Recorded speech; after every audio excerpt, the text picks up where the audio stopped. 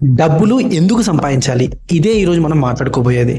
మనం చిన్నగా ఉన్నప్పుడు పెద్దవాళ్ళు డబ్బులు సంపాదించడానికి ఎందుకు అంత టెన్షన్ పడతారో అర్థం కాకపోయేది.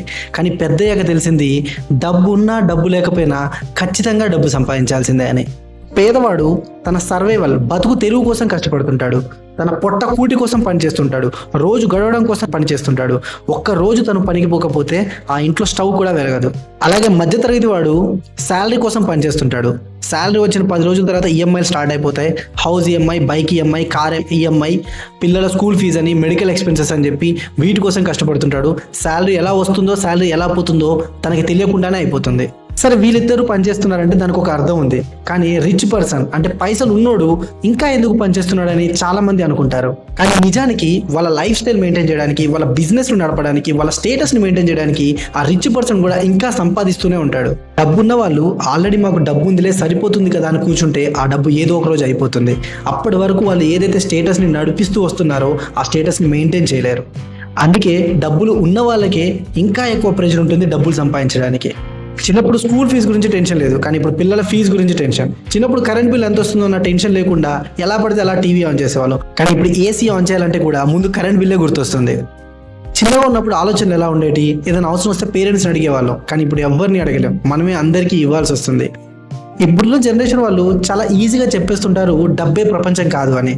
కానీ ఈ డబ్బు లేకపోతే మీ చదువు ఆగిపోతుంది, మీ హాస్పిటల్ బిల్స్ ఆగిపోతాయి, మీ డ్రీమ్స్, మీ కలలు నెరవేరు. అంతేకాకుండా చాలాసార్లు రెస్పెక్ట్ కూడా డబ్బు మీదే ఆధారపడి ఉంటుంది. ఇదే చేదు నిజం. అందుకే డబ్బు వెనుక పరిగెత్తే వాళ్ళని జడ్జ్ చేయకండి, వాళ్ళని ఎగతాళి చేయకండి. ఎందుకంటే అలాంటి ప్రతి ఒక్కళ్ళ వెనక ఒక ఫ్యామిలీ ఉంటుంది, ఒక రెస్పాన్సిబిలిటీ ఉంటుంది, ఒక సోషల్ ప్రెషర్ ఉంటుంది.